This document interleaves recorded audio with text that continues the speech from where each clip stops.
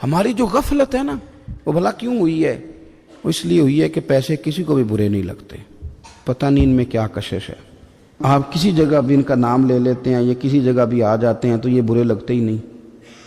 یہ جناب بڑی بڑی فقیری کا دعویٰ کرنے والے اور لوگوں کو طریقت اور تصوف کا درس دینے والے، ان کو بھی یہ اچھے لگتے ہیں۔ یہ تو جناب جو لوگوں کو کہہ رہے ہیں فقیر ہو جاؤ فقیر ہو جاؤ، وہ خود امیر ہوتے جا رہے ہیں۔ ہمارا نا جب اس طرح کا ذوق بن جاتا ہے نا، آپ مزاج بنا لیتے ہیں پیسوں کا، لوگ سمجھتے ہیں کہ غریبی کا ڈر شاید زیادہ ڈر ہے، لیکن کبھی آپ دروازہ رسول پہ جائیں نا تو حضور نے تو کوئی اور ڈر بیان کیا ہے۔ حضرت ابو عبیدہ بن جراح رضی اللہ تعالیٰ عنہ بحرین سے نا مال لے کے آئے بہت سارا، حضور نے بھیجا، جزیہ لینے گئے یا مال غنیمت کا کچھ مال تھا، آپ لے کے مسجد میں آئے تو لوگوں کو پتہ چل گیا کہ آج مال آیا ہے۔ اب سب کو حصہ ملتا تھا، اس میں سے بدریوں کو زیادہ ملتا تھا، باقی لوگوں کو بھی ملتا تھا۔ تو فجر کی نماز کے بعد لوگ گھروں کو جایا کرتے تھے، لیکن آج پتہ چلا نا مال آیا ہے، تو یہ سیاستہ میں حدیث موجود ہے، سب لوگ مسجد میں بیٹھے رہے۔ حضور علیہ السلام نے فرمایا تمہیں پتہ چل گیا مال آیا ہے؟ عرض کی حضور ہاں۔ فرمایا تمہیں بانٹنے لگے ہیں، دینے لگے ہیں۔ ہم نا غریبی سے ڈرتے ہیں، ہم اپنے بچوں کے لیے دعا کرتے ہیں ان پہ غربت نہ آئے، ہم اپنے بہن بھائیوں کے لیے دعا کرتے ہیں ان پہ غربت نہ آئے، کرنی چاہیے، لیکن ذرا اس حدیث کے مفہوم کو بھی دیکھیے گا۔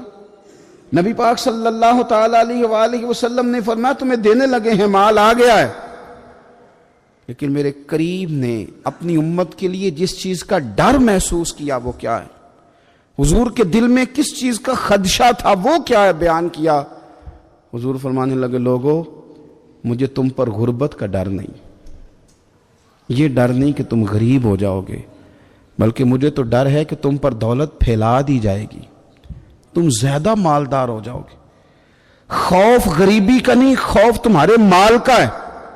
اور حضور فرماتے ہیں کہ پھر تم انہی باتوں میں مبتلا ہو جاؤ گے جن میں پرانی امتیں مبتلا ہوئی تھی، اور جب وہ اللہ کی نافرمانی میں مبتلا ہوئی تھی تو پھر وہ ہلاک کر دی گئی تھی۔ مجھے ڈر ہے، مجھے ڈر ہے۔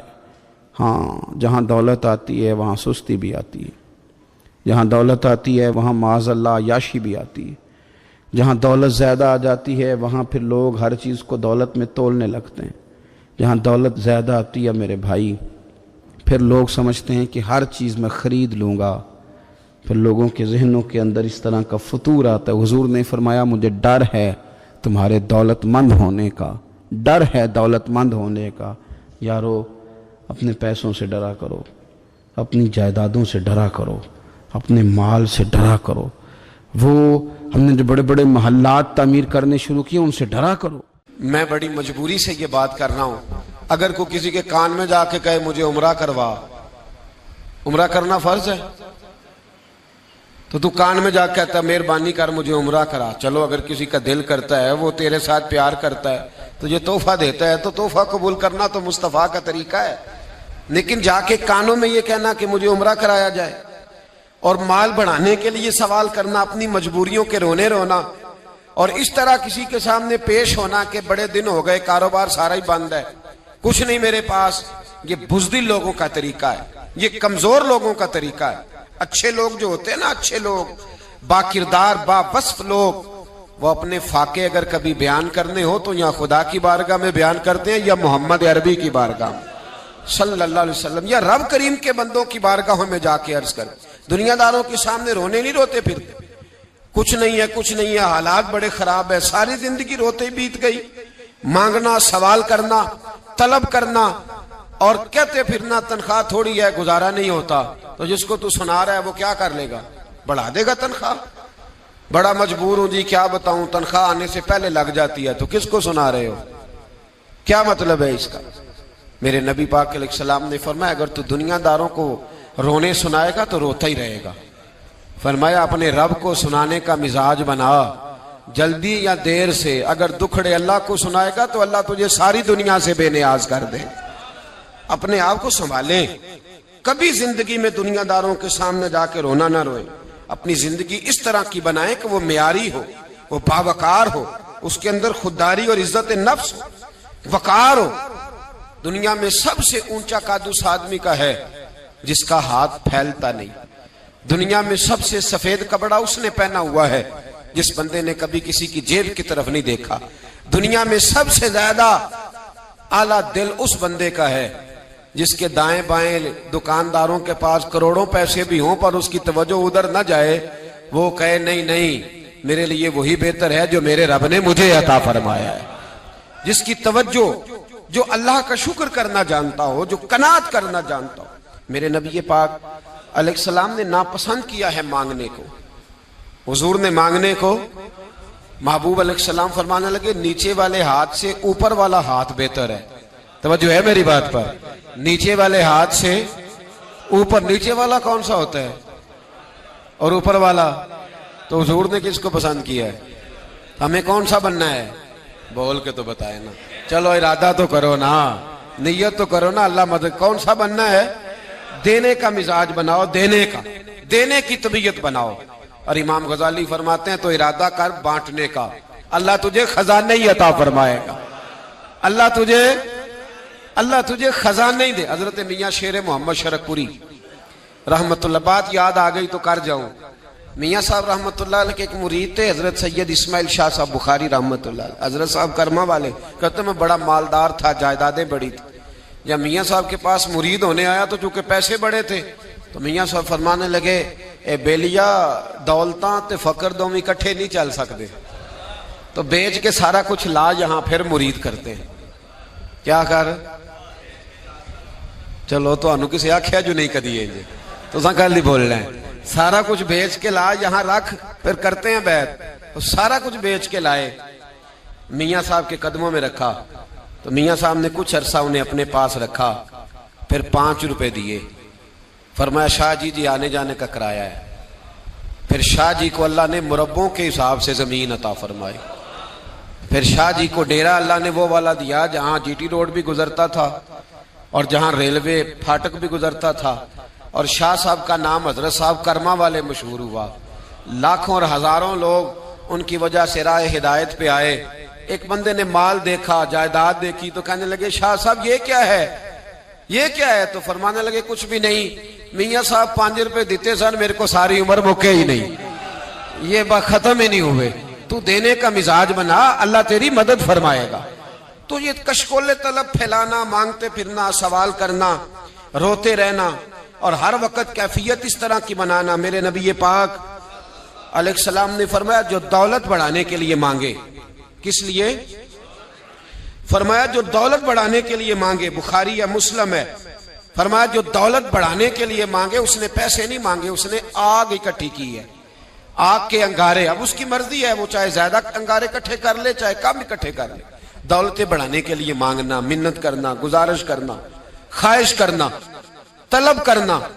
اور ایک حدیث میں نبی پاک علیہ السلام نے فرمایا جس نے بغیر مجبوری کے مانگا, یہ بھی سیاستہ کی حدیث ہے, بغیر مجبوری کے مانگا.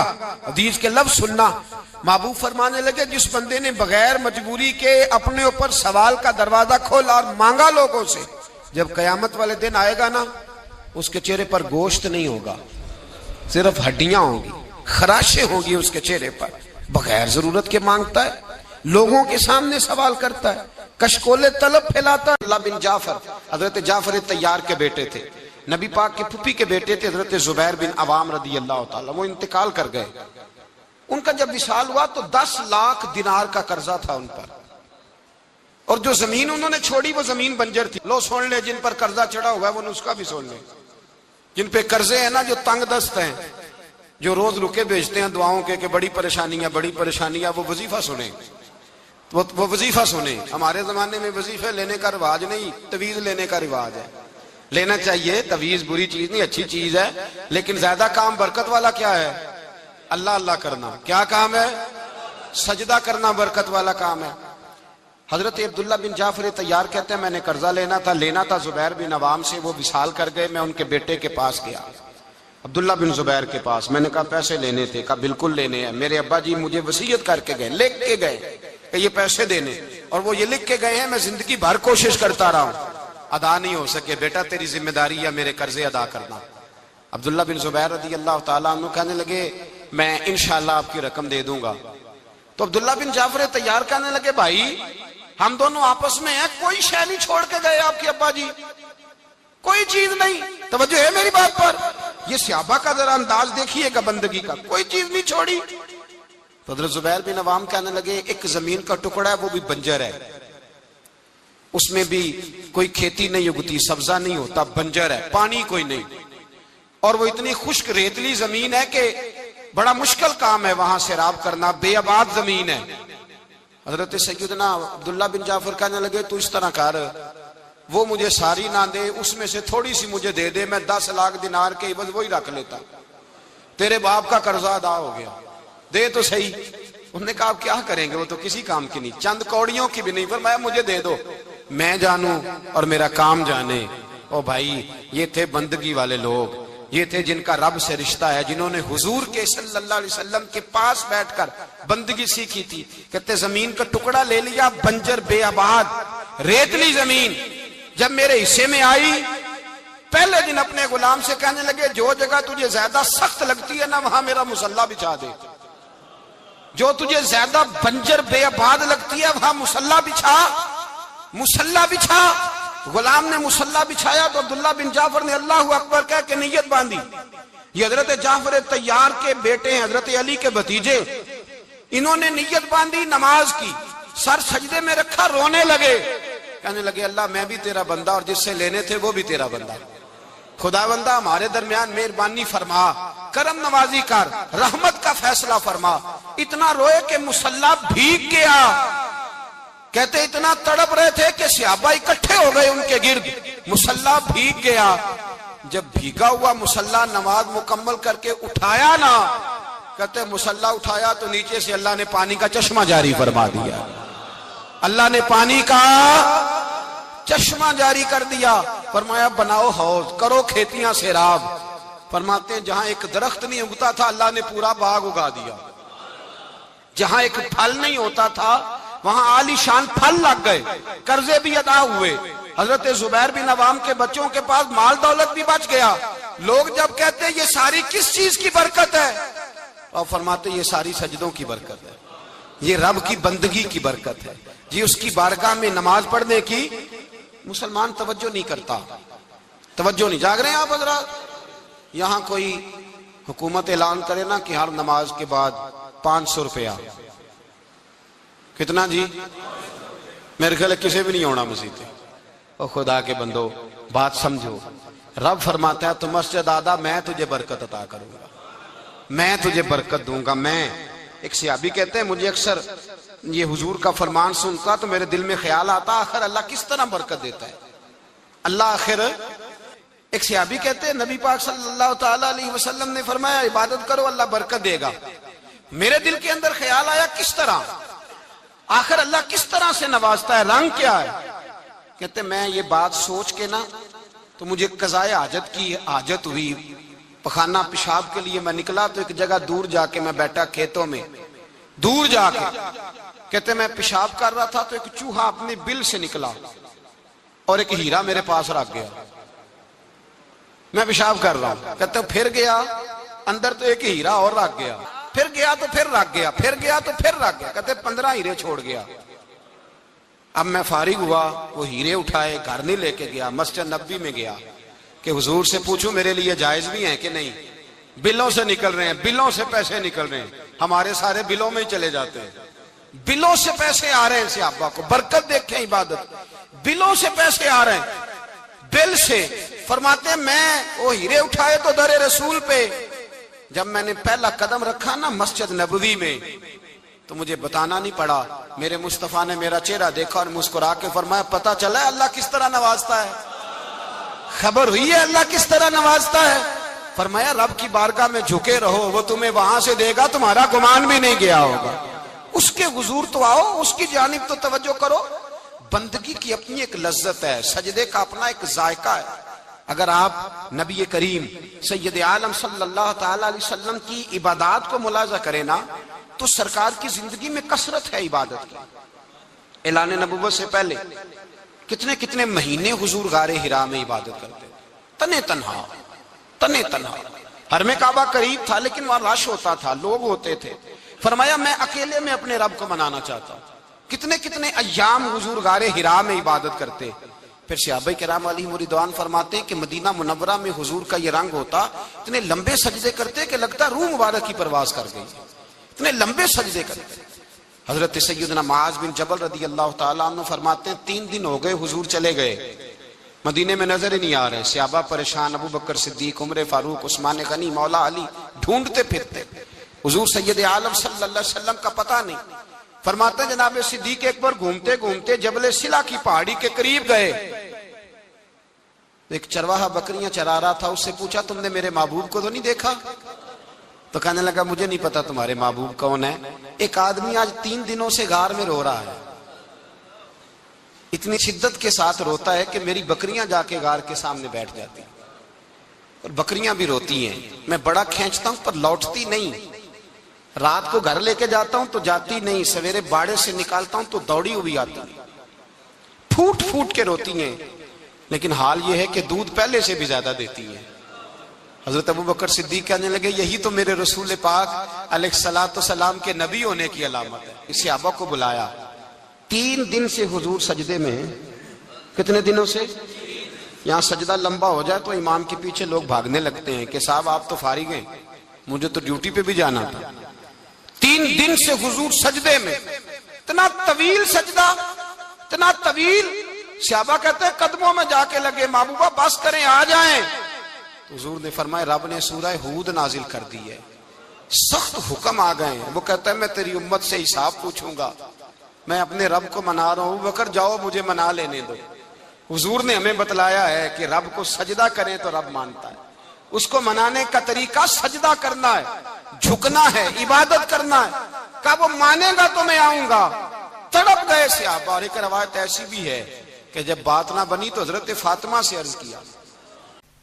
توحید اسلام کا بنیادی عقیدہ ہے، اور حضور کیا ہیں؟ داعی اللہ، اللہ کی طرف دعوت دینے والے. ہمارے ہاں اب یہ ہوا ہے، پاکستان ہے ایک جمہوری ملک، تو جو جمہوری ملک ہوتے ہیں ان کے اندر ہر بندے کو بولنے کی اجازت ہوتی ہے، اور کوئی کرائیٹیریا نہیں کسی بھی منصب کا کہ اس منصب پہ بیٹھ کے کون بول سکتا ہے تو کون نہیں بول سکتا، اور فلان جگہ کون. ہر بندے کو. اور اب تو خیر سوشل میڈیا ہے، اب تو ہر بندہ جو باتیں دل میں ہوتی تھی وہ وہاں لے آتا ہے، اور جو نہیں لانے والی وہ بھی لے آتا ہے. تو ہمارے ملک کے اندر کچھ لوگوں نے معاذ اللہ توحید باری تعالیٰ کے خلاف بھی ایک خاموش تحریک شروع کر دی. آپ نے کچھ عرصہ پہلے سنا ہوگا، ہمارے ایک وزیر اعظم صاحب نے کہا تھا کہ جو جس کو بھی پکارتا ہے نا وہ کسی نہ کسی رنگ میں اللہ کو ہی پکارتا ہے. اسی طرح کی کچھ باتیں ہمارے ملنگ کرتے ہیں. سارے روپو دے ہی نے سنتے ہیں نا آپ. ہاں نہ تو کرو نا، ناراض ہو تو مہربانی میں چھیتی ٹور جانا جی. آپ غور کریں کیا عرض کر رہا ہے. اللہ آپ کو خوش رکھے. ادھر دیکھیں ملنگ کرتے ہیں نا اس طرح کی باتیں. سارے روپ ہی نہیں، یہ رنگ معاذ اللہ اس طرح کی بات. اسی طرح کچھ ادیب، کچھ شاعر، سارے نہیں کچھ سمجھدار لوگ بھی ڈھیروں ہیں اللہ کے فضل سے، قرآن و سنت کو جاننے والے. تو یہ شعراء، یہ ادیب، یہ نقبا، یہ کچھ جاہل قسم کے صوفیاء، انہوں نے ایک نئی کہانی چھیڑ دیا ہے کہ سارے روپ اسی کے ہیں. وہ سارے جی جو جس کو پکارتا ہے اسی کو پکارتا ہے. تو میرا یہ سوال ہے کہ اگر سارے روپ اسی کے تھے اور جو جس کو پکارتا تھا وہ اللہ کو ہی پکارتا تھا، تو پھر نبی پاک بتوں کے خلاف جہاد کیوں کرتے رہے؟ اس کا کیا معنی ہوا؟ آپ نے ساری سرکار کی اس محنت مبارکہ کا کیا کیا کہ ہر مقام پہ حضور نے فرمایا لا الہ. جھگڑا کیا تھا بھلا کہ بت پکارنے والا اللہ کو پکارتا نہیں، اللہ اللہ ہے. اور کس طرح ہے؟ قل هو اللہ احد، تم کہو کہ اللہ ایک ہے. اللہ اور اللہ صمد ہے، بے نیاز ہے. لم یلد ولم یولد، نہ وہ کسی کا باپ ہے نہ کسی کا، نہ وہ جنا گیا نہ اسے کسی نے جنا. اور وَلَمْ يَكُنْ لَهُ كُفُوًا أَحَدٌ، اس کا معنی یہ ہے کہ اس جیسا دوسرا ہے ہی کوئی نہیں، اس طرح کا دوسرا نہ. اب دیکھ لیں کہ تیزی کے ساتھ وہ لوگ آئے. وہ دیکھیں جی ہمارے ملک میں ایک ایسا کالم نگار بھی ہے جس کے کالم بڑے دیکھے جاتے ہیں، جس کا پروگرام بڑا سنا جاتا ہے. اس نے کہا تھا ریاستوں کا مذہب نہیں ہونا چاہیے، مذہب قوموں کا ہوتا ہے، ملکوں کا مذہب نہیں ہوتا، جو جس طرح چاہے وہ جیے. عجیب بات کرتے ہو صاحب، جو جس طرح چاہے اپنی زندگی گزارے. تو پھر نبی پاک صلی اللہ تعالیٰ علیہ وسلم نے جو بتوں کے خلاف جہاد فرمایا اور توحید بارے تعالیٰ کے تعلق سے حضور نے جو پیغام دیا، سنو میرے بھائیو، آپ کو غصہ آنا چاہیے، آپ کے چہرے پہ بال آنے چاہیے جب کوئی بندہ یہ بات کرتا ہے کہ نہیں سجدہ کہیں اور بھی ہو سکتا ہے. آپ کے چہرے پر جلال آنا چاہیے. دلیل کیا ہے؟ سیدہ عائشہ صدیقہ رضی اللہ تعالیٰ عنہ فرماتی ہے کہ حضور کو کتنا بھی ستاتا تھا تو ناراض نہیں ہوتے تھے، لیکن اگر کوئی اللہ کی حدیں توڑتا تو میرے نبی کے چہرے پر جلال آ جاتا تھا. محنت کے ساتھ حضور نے توحید لوگوں کے دلوں میں اتاری، محنت کے ساتھ، جد و جہد کے ساتھ. یہ لا الہ الا اللہ کا پیغام لے کے میرے نبی پاک منڈیوں میں گئے.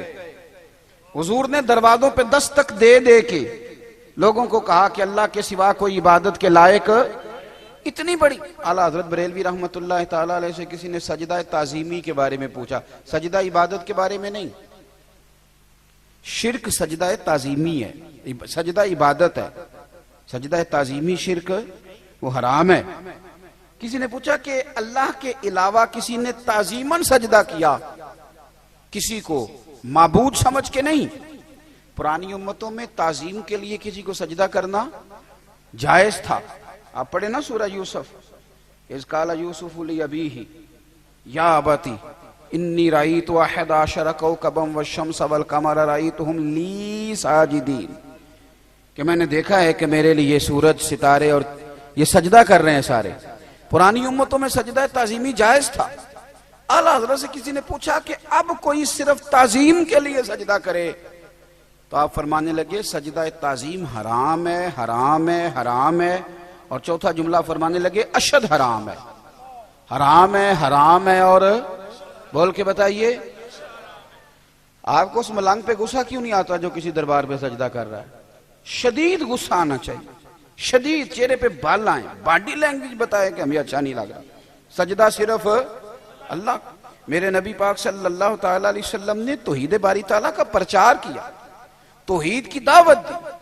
شان نبی پاک اپنی دکھاتے تھے، معجزے حضور اپنے دکھاتے تھے. چاند حضور نہیں توڑا، ڈوبے ہوئے سورج کو نبی پاک نہیں موڑا. لیکن جب کسی نے پوچھا یہ سارا کچھ کیا ہے تو محبوب فرمانے لگے جو اس رب کی شان ہے جس نے مجھے رسول بنا کے بھیجا ہے. حضور نے توحید باری تعالیٰ کے درس دیے. توحید باری تعالیٰ، توحید کا عقیدہ تو آپ کو مضبوط کر دے گا، یہ تو آپ کو تگڑا کر دے گا. دیکھیں نا، جس نے ایک اللہ کو مانا وہ تو ویسے جگہ جگہ جانے سے بچ گیا. جس نے ایک اللہ کو مانا، میرے پاس ایک ہی سجدہ تھا، نہ یہاں کیا نہ وہاں کیا تھا، یہ ایک تو دو جگہ ہو ہی نہیں سکتا تھا. دوسری بات یہ کہ اس نے مان لیا کہ میرا اللہ ہی با اختیار ہے. وہ اپنے نبیوں ولیوں کو اختیار دیتا ہے، لیکن اللہ کے اذن کے بغیر کچھ ہو سکتا. پھر وہ سمجھ گیا کہ مجھے بھروسہ بھی اپنے اللہ پہ کرنا ہے. پھر وہ سمجھ گیا کہ مجھے ڈرنا بھی اپنے اللہ سے ہی ہے. جب توحید مان گیا تو سمجھ گیا وہ نعمت دے تو شکر کرنا ہے، آزمائش ڈالے تو. میرے نبی پاک علیہ السلام نے فرمایا، مسلم شریف کی حدیث ہے، حضور فرمانے لگے مومن کا معاملہ بھی بڑا ہی عجیب ہے، اس کے ہر کام میں خیر ہی خیر ہے. حضور فرماتے ہیں اللہ اس کو نعمت دے تو شکر کر کے اجر لے لیتا ہے، اور رب آزمائش ڈالے تو میرا مومن صبر کر کے اجر لے لیتا ہے. اجر ہی اجر ہے، اس کا کسی جگہ نقصان، کیونکہ اللہ کا ماننے والا ہے.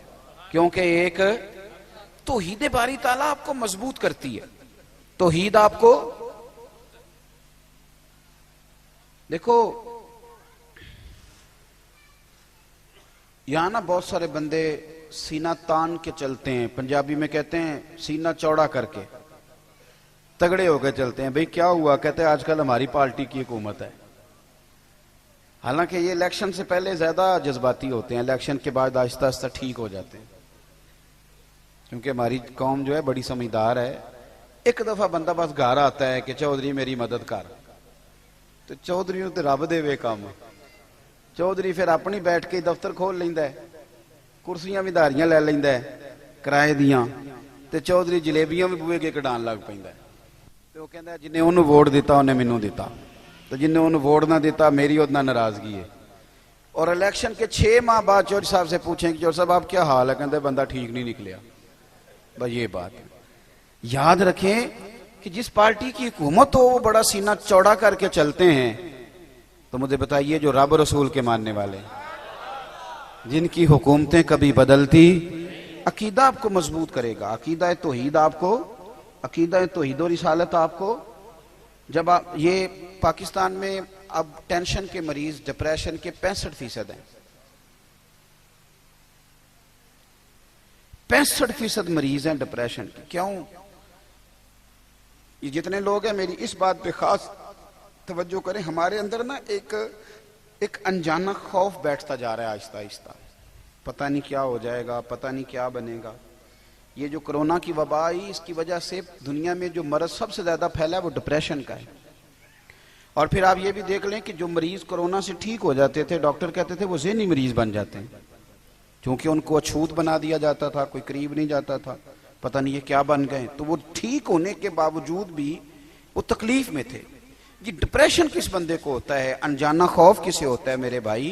उस बंदे को होता है जिसका अकीदा तौहीद कमजोर होता है, जिसका अकीदा तौहीद तगड़ा होता है ना, तगड़ा, उस बंदे को ये चीजें, उसका तो अल्लाह उसके साथ है, उसका तो रब उसके साथ है, वो बंदा मजबूत होता है। आप देखें नबी पाक सल्लल्लाहु तआला अलैहि वसल्लम हजरत अबू बकर सिद्दीक के साथ गारे सौर में पहुंच गए।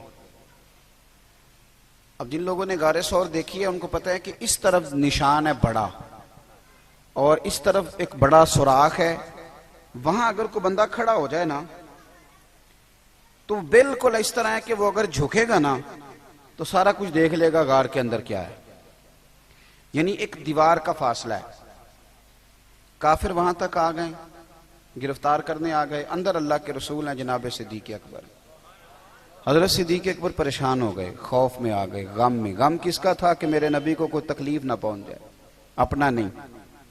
अब आप जरा अकीदा तौहीद देखिएगा मेरी सरकार का। जनाब सिद्दीक अकबर फरमाते हैं कि गार के दरवाजे पर आ गए काफिर, यानी इधर देखो मेरे भाई, बिल्कुल बीमारी, मुसीबत, परेशानी, मौत दरवाजे पे भी अगर आ जाए तो हमने करना क्या है?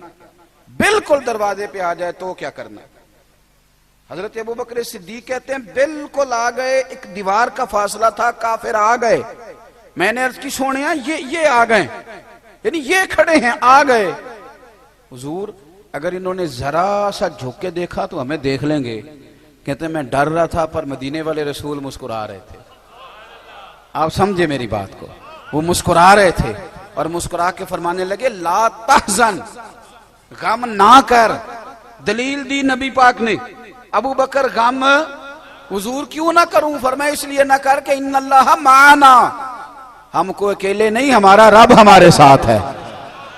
जिनके साथ रब हो उनका दुश्मन दरवाजे पे भी आए तो उनका बिगाड़ कुछ नहीं सकता।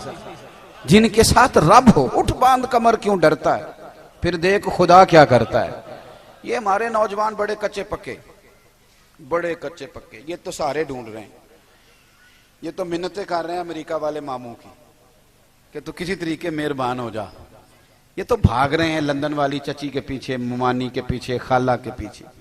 ये तो सियासतदानों की बेचारे ये कहते हैं कुछ जैक लग जाए, करना कुछ ना पड़े, किसी तरीके कोई बाजू। क्यों आप सहारे तलाश करते हैं? आपके पास तो रब रसूल का दिया हुआ सहारा है, क्यों सहारे तलाश करते हैं? आप तवज्जो करें, अगर अल्लाह रसूल का दामन, ये कोई ठेका नहीं है कि सिर्फ वो। मैं एक मजमून, एक कालम निगार है, कभी कभी उनका पढ़ता हूं तो मेरा थोड़ा बहुत उनसे राब्ता भी रहता है। एक दिन उन्होंने मजमून लिखा तो मजमून यहां से शुरू किया, कहने लगे कि एक चौधरी का बेटा मर गया तो एक गरीब का बच्चा अपनी दादी से पूछता है कि अब चौधरी कौन बनेगा? तो उसने कहा उसका बेटा। तो वो कहने लगा दादी अगर वो भी मर गया? तो उसने कहा उसका बेटा। अगर कहा वो भी मर गया तो उसका बेटा। तो दादी कहने लगी पुत्रा सारा पिंड भी मर जाए तू चौधरी नहीं बन सकता। मैं उन कालम निगार ਨੂੰ फोन किया, मैंने कहा ये तूने क्या फजूल बात लिखी है, मेरे साथ चल मैं तुझे बताता हूँ गरीबों के बच्चे चौधरी बने हुए। हाँ चल मेरे साथ, मैं दिखाता हूं।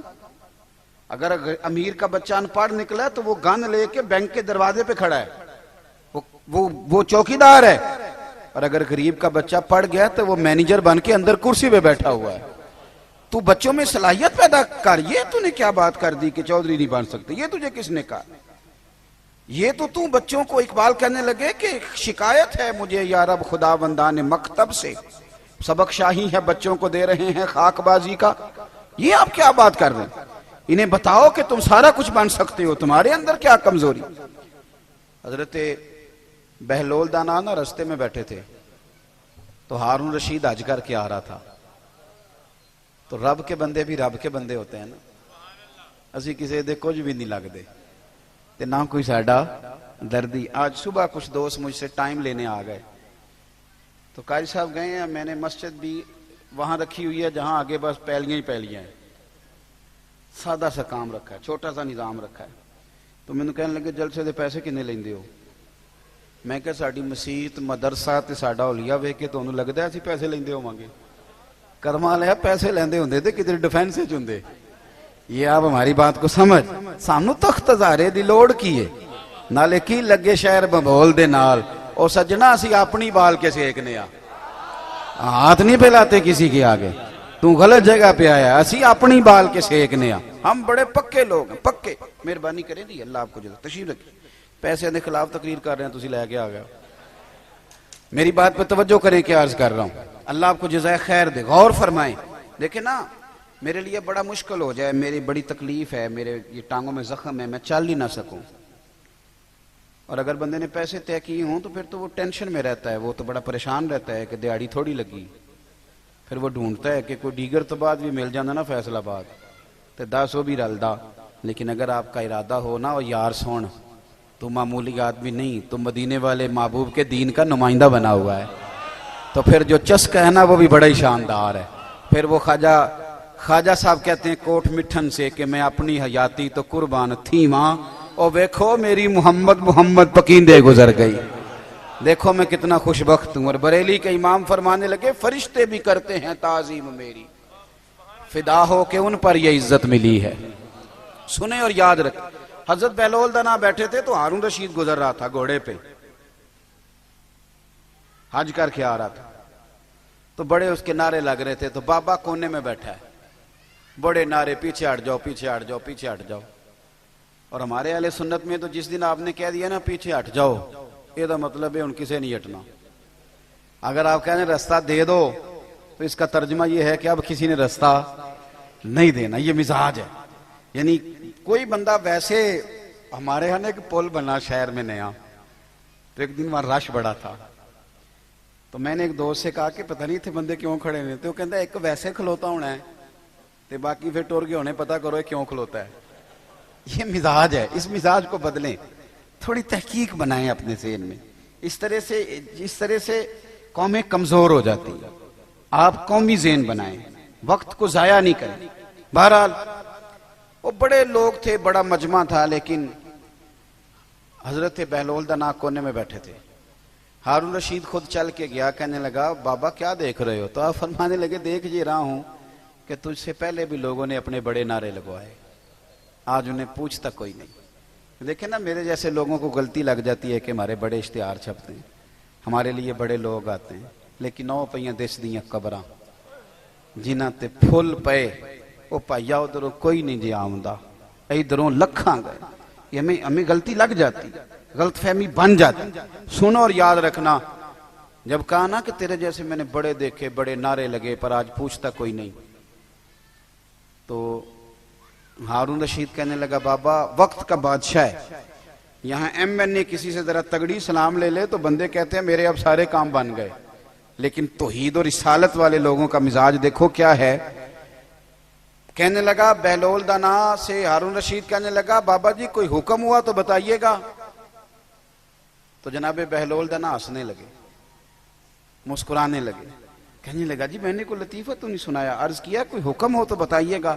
آپ فرمانے لگے یار تو بندہ ہو کے کس طرح کی باتیں کر، جا اپنا کام کر، جا کے جا، وہ رستہ ہے اپنا رستہ ناپ۔ کہنے لگا حضور بتائیں تو صحیح۔ آپ فرمانے لگے سونا ہارون رشید تیرا کیا خیال ہے؟ کہ میرا رب ہارون رشید کو دے گا اور بہلول دانا کو بھول جائے گا؟ یہ تو نے کیسی بات کر دی؟ یہ تو نے کیا کہا کہ میرے لیے کوئی حکم ہو تو جا اپنا کام کر جا؟ یہی حال جو میرے محبوب کے ماننے والے ان کا ہے. دیکھو میں اپنے مدرسے کے طالب علموں سے کہتا رہتا ہوں، لوگوں کے سامنے ہاتھ پھیلاؤ گے تو تمہاری بھوک بڑھے گی. لالچی آدمی جو ہوتا ہے اس کی بھوک روز بڑھتی ہے. یہ نفس کی بھوک ہے نا، یہ جن لوگوں کو اچھا کھانے کی طلب لگ جاتی ہے نا، صبح کے ٹائم پائے سے ناشتہ کر کے نا تو ان کا ارادہ ہوتا ہے کہ آج شام کو میں نے برگر کھانا ہے.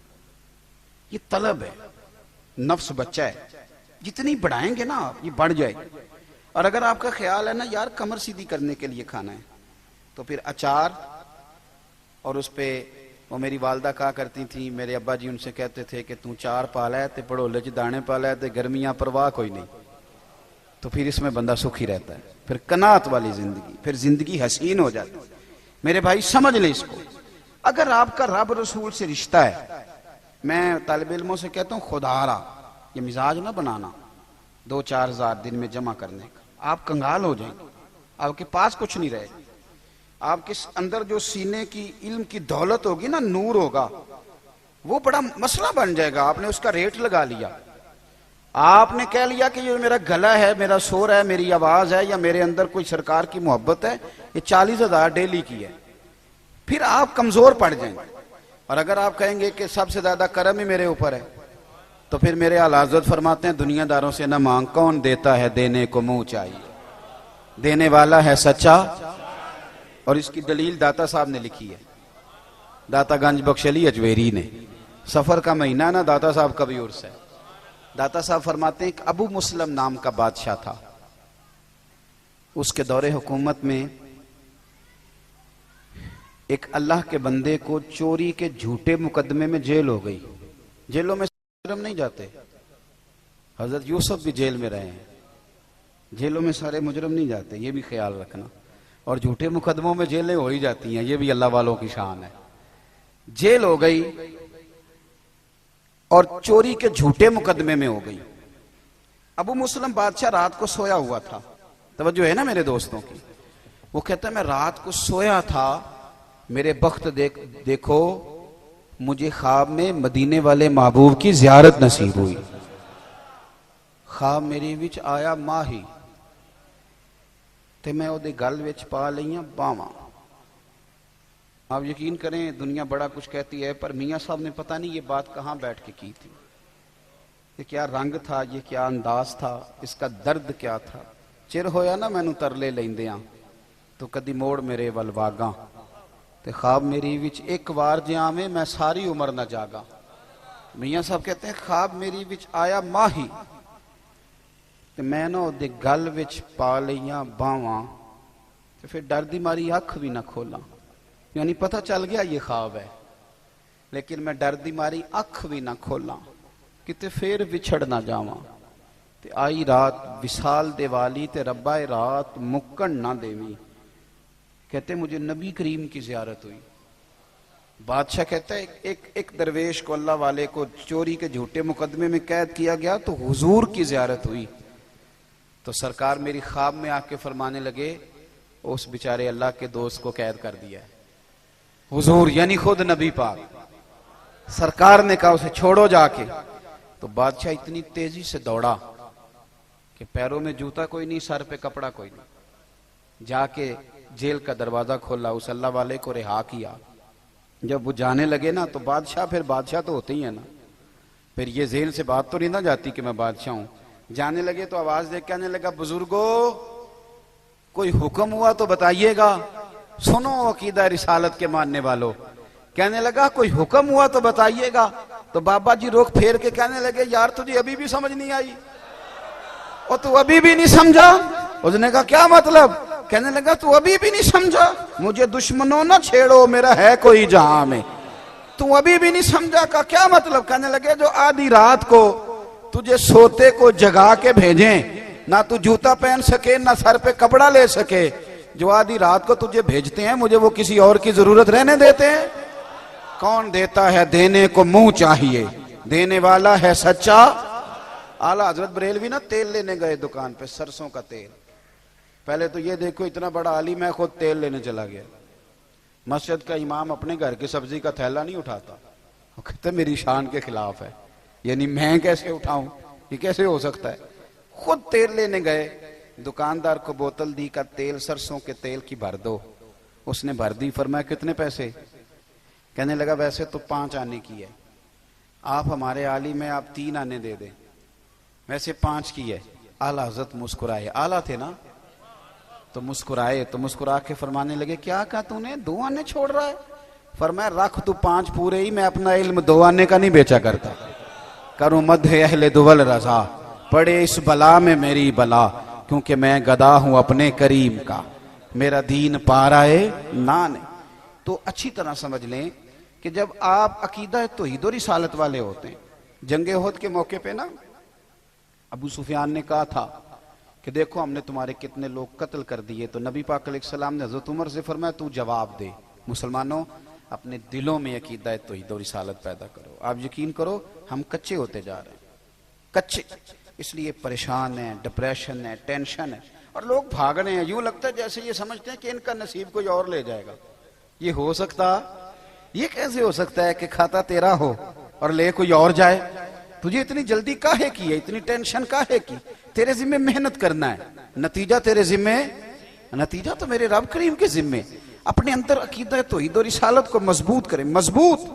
नबी पाक अलैहिस्सलाम जब अबू सुफियान ने कहा ना तुम्हारे इतने लोग कत्ल हो गए, तो हुजूर ने फरमाया अब उमर ही से जवाब दे। जनाब उमर फरमाने लगे अबू सुफियान सुन, उस वक्त वो कलमा नहीं पढ़ते थे, फरमाया सुन, तुम तो किसी मौला को मानते नहीं, तो हमारा तो मौला है, हमारा तो रब है। हमारे जो बच गए वो गाजी हैं, और जो चले गए उन्हें मेरे रब ने शहादत का दर्जा अता फरमा दिया। हमारा कोई नुकसान, अकीदा तौहीद वाले लोग तगड़े, मजबूत। बस बात खत्म करने लगा हूं। रूमियों ने ना हजरत अब्दुल्ला बिन हुज़ाफा रदी अल्लाह तआला अन्हु को कैद कर लिया था हजरत उमर के जमाने में, बड़े दिलेर थे। नौजवानों एक बात आपसे कर दूं, जिस आदमी की नजर मैली हो या वो लुकमा हराम खाने वाला हो, वो बुज़दिल हो जाता है। अच्छी तरह समझ लेना। जो समझते हैं हम दलेर बने, दलेर, एक उन्हें नजर पाक रखनी चाहिए, दूसरा रिज्क पाकीज़ा खाना चाहिए। वो कभी भी वो कमजोर नहीं पड़ेंगे। ये बस दिल की तख्ती पे लिख लो, खुददार बनोगे तो तुम्हारी इज्जत बढ़ जाएगी, हाथ फैलाओगे तो खत्म हो जाएगी। हजरत अब्दुल्ला इब्ने हुज़ाफा बड़े दलेर थे, मैदान में लड़ रहे थे रूमियों के खिलाफ। तो 1000 फौजी था और अब्दुल्ला इब्ने हुज़ाफा अकेले थे, लड़ रहे थे। चूंकि वो इकबाल ने कहा था कि मोमिन तो बेतेग भी लड़ता है सिपाही, इसके तो हाथ में शय कोई ना हो तो फिर भी लड़ता रहता है। लड़ रहे थे, 1000 बंदे ने मिलकर गिरफ्तार किया, काबू नहीं आते थे। मैं कहानी नहीं सुना रहा, हुजूर के सहाबा की शान सुना रहा हूं। यानी 1000 बंदे ने, हमारे बच्चे अल्लाह खैर फरमाए, इन्होंने मोटरसाइकिल एक टायर पर चलाना सीख लिया है, बाकी कोई दुनिया का काम वो बाहर जाके करेंगे, पाकिस्तान में नहीं करेंगे। हर चौथे बेटे से पूछो आप क्या करते हैं, कहते कागज जमा कराएं, बाहर जाना है। तो जब जाओगे तो चले जाना, यहां तो कुछ करो, कुछ नहीं मिलता तो रेड़ी लगाओ, कुछ नहीं मिलता तो करियाना डालो। एक पेशा दुनिया में बुरा है, वो है हाथ फैलाना, बाकी कोई पेशा दुनिया में बुरा। हुजूर ने तो तारीफें की हैं मेहनत करके कमाने वाले की। सुनो दोस्तों, अब्दुल्ला इब्ने हुज़ाफा जब गिरफ्तार कर लिए गए तो रूम के बादशाह ने कहा इसे कत्ल कर दो, लेकिन उसका वजीर कहने लगा बंदा बड़ा कीमती है, हम 1000 थे तो काबू नहीं आ रहा था, इसे किसी तरीके से अपने लश्कर में शामिल करो। उसने कहा ठीक है, 2-4 चीजें होती हैं जिनकी वजह से बंदे काबू आ जाते हैं, वो पत्ते फेंको। ठीक है, जनाब अब्दुल्ला इब्ने हुज़ाफा को बुला लिया तो बादशाह कहने लगा तेरी मर्जी के पैसे, माज़अल्लाह तो अपना दीन छोड़ के हमारे दीन में आ जा, वैसे तेरी मर्जी के। तो हज़रत अब्दुल्ला इब्ने हुज़ाफा चारों तरफ ईसाई हैं रूम के, और आप जकड़े हुए हैं जंजीरों में। आप उसकी बात देख के तो हंसे, फरमाने लगे यार तू बड़ा ही बेवकूफ है, किसने तुझे बादशाह बनाया? मैं क्या मतलब? आप फरमाने लगे ओ खुदा के बंदे, तू मुझे पैसों का लालच दे रहा है, मैंने पैसे कमाने होते तो मैं कारोबार करता, मैं तो तलवार लेके मैदान में आया, मुझे पैसे नहीं चाहिए, नबी के नाम पे शहादत चाहिए। मैं शहीद होने आया हूं तो पैसों का लालच दे रहा है, पैसे तो मैं कारोबार करता। اس نے دوسرا پتا پھینکا، کہنے لگا بادشاہی کے علاوہ، یعنی سب سے بڑا بادشاہ ہوں میں، میرے علاوہ جو تو عہدہ کہے تجھے ملے گا۔ پارٹیاں بدل نہیں جاتے لوگ ایک وزارت کی وجہ سے، 5 سال کسی اور کی تعریفیں، اور چھوٹی سی اشارہ نہیں ہوا تو پھر فوراً سجدہ صاحب کر جاتا ہے۔ وہ کہتے ہیں مجھے تو پتہ ہی نہیں چلا، کتنے دن؟ پورے 5 سال کوئی پتہ نہیں چلا۔ یہ کمزور قومیں ایسا کرتی ہیں، نظریاتی لوگ اس طرح کے، شرم آتی ہے اس طرح کی باتیں کرتے ہیں۔ جو نظریاتی لوگ ہوتے ہیں وہ بکاؤ مال تھوڑا ہوتے ہیں۔ میرے بھائی غور کیجئے گا، کہنے لگا میرے علاوہ جو عہدہ تجھے چاہیے ملے گا۔ آپ پھر مسکرائے، فرمانے لگے یار تو مجھے کس عہدے کا لالچ دے رہا ہے؟ میں نبی پاک کا صحابی ہوں، اور حضور کے صحابی ہونے سے بڑا دنیا میں عہدہ ہے ہی کوئی نہیں۔ صحابہ تو وہ صحابہ تھے جن کی ہر صبح شام ہوتی تھی، خدا کا قرب حاصل تھا، نبی کی دید ہوتی تھی۔ اب اس نے غصے میں کہا اس کو قید کر دو، کل اس کا فیصلہ کریں گے۔ نوجوانوں غور کرنا، یہ ہے عقیدہ توحید و رسالت کے ماننے والے لوگ۔ بادشاہ کا وزیر کہنے لگا مجھے نہیں ایک موقع دیتے؟ کہا وہ کیا؟ کہنے لگا میری بیٹی بڑی خوبصورت ہے، میں کیا کروں؟ میں تو اس ملک میں رہتا ہوں جہاں کا نوجوان لڑکیوں کے اسکول کے آگے کھڑا ہوتا ہے، کالج کے آگے کھڑا ہوتا ہے۔ ڈھیر ساری بچیاں پڑھ سکتی تھی، اس لیے ماں باپ نے کالج سے اٹھا لیا کہ مسلمانوں کے بچے تنگ کرتے ہیں، یہودیوں عیسائیوں کے نہیں، ہمارے اپنے۔ یعنی دل کے پھپھولے جل گئے سینے کے داغ سے، اور دیکھو میرے گھر کو آگ لگ گئی، گھر کے ہمارے بچے۔ اور یاد رکھنا جس کے گھر میں بیٹی ہوتی ہے نا، میں نے اپنے سر پہ کبھی بڑے بال نہیں رکھے، چھوٹے سے بال رکھتا ہوں۔ میری 7 بہنیں، ایک دن میں سڑک پہ کھڑا تھا، شاید 6ٹھی کلاس میں پڑھتا تھا، تو میں نے بالوں کو بڑی کنگھی کی، جیب میں کنگھی ہوتی ہے، ایک وقت ہوتا ہے نا بندے پہ، میں کنگھی کر رہا تھا تو میرے ابا جی بھینسوں کا چارہ لے کے آ رہے تھے، تو ایک بات انہوں نے مجھے سڑک پہ بلا کے کہی، مجھے کہنے لگے پتر ہے کنگھی شنگھی کر کے نہ نکلیا کر، میریاں 7 تھیاں نہیں۔ اگر تو کسی کے گھر دیکھے گا تو پتہ نہیں کیا بنے گا۔ بس ختم ہو گئی بات، کبھی بال ہی نہیں رکھے، ختم ہو گئی بات اس کے بعد، اور کبھی خیال ہی نہیں آیا۔ یہ آپ اپنا گھر محفوظ کریں گے اگر آپ کسی کے گھر کی حفاظت کریں گے۔ بھائی حضرت عبداللہ ابن حذافہ کے بارے میں وزیر کہنے لگا میری بیٹی بڑی خوبصورت ہے، رات کو سجا سنوار کے بیٹی کمرے میں بھیج دی، لیکن سیدنا عبداللہ بن حذافہ ساری رات نفل پڑھتے رہے۔ ادھر دیکھو میری طرف، یہ کام ناممکن نہیں، تھوڑا مشکل ضرور ہے۔ آپ کے ذہن میں بن جائے نا کہ یہ چیز حرام ہے، یہاں کلک ہو جائے تو اس کے قریب جاتے بندے کو کہہ آتی ہے، لطف نہیں آتا۔ آپ گوشت کھا رہے تھے، 2-3 لقمے کھائے تو بڑا مزہ آیا، تو پھر کسی نے بتا دیا زکوٰۃ کے پیسوں کا ہے، اس کا منہ میں ذائقہ بدل جاتا ہے کہ نہیں؟ چلیں ایک اور مثال دیتا ہوں۔ آپ کھا رہے تھے، بڑا مزہ آ رہا تھا، تو کسی نے کان میں کہہ دیا حرام جانور کا ہے۔ پہلے مزہ آ رہا تھا، لیکن جب اس نے کہا حرام جانور کا ہے تو کیا شروع ہو جاتی ہے نا، الٹیاں آنے لگتی ہیں نا۔ کیوں؟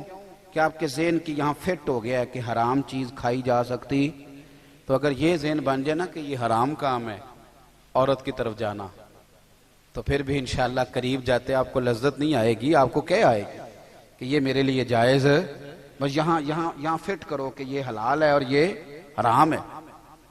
عبداللہ ابن حذافہ رضی اللہ تعالیٰ عنہ کے سامنے بٹھا دیا عورت کو، ساری رات وہ کہتی ہے میں بیٹھی رہی، آپ ساری رات نفل پڑھتے رہے۔ صبح کا وقت ہوا تو وہ بی بی کہنے لگی تو بندہ ہے کہ جن ہے، انسان ہے کہ فرشتہ ہے؟ میں ساری رات بیٹھی رہی، تو نے دیکھا نہیں؟ تو آپ فرمانے لگے نظر جھکا، میرے ساتھ بات نہ کر۔ کہا تو نے دیکھا کیوں نہیں؟ کہنے لگے کیسے دیکھوں، میں مدینے والے رسول کا ماننے والا ہوں۔ صبح دروازے پہ دستک ہوئی، وزیر نے دروازہ کھولا تو بیٹی سے کہنے لگا بیٹی کیا بنا؟ تو کہنے لگی پیچھے ہٹ، تو نامحرم ہے، میں تو مدینے والے کی غلام بن گئی ہوں۔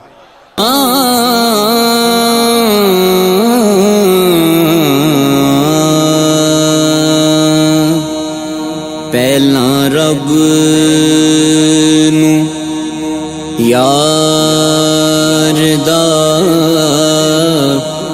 شوق ہویا،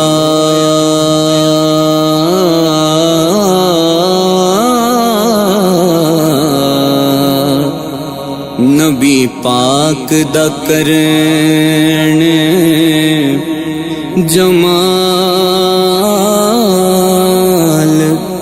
میں آیا وہی لے کے ترت حاضر لے آ یار نے یار نوں پال مائے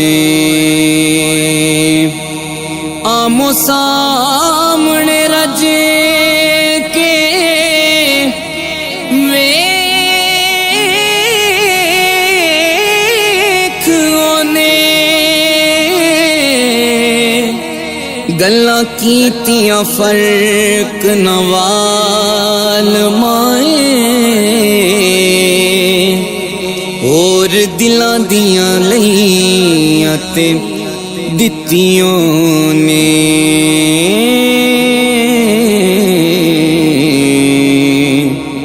ذات ایک ہوئی ذات نال مائے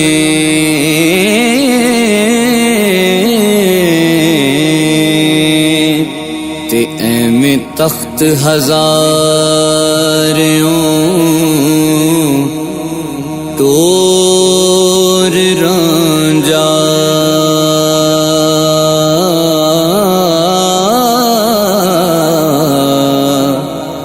رب میں لیا جھنگ سیال مائے صدا یار دا خاص معراج میرا بیلے وچ ہندا چاک نال مائے بیلے جامنو مول نہ مڑانگی میں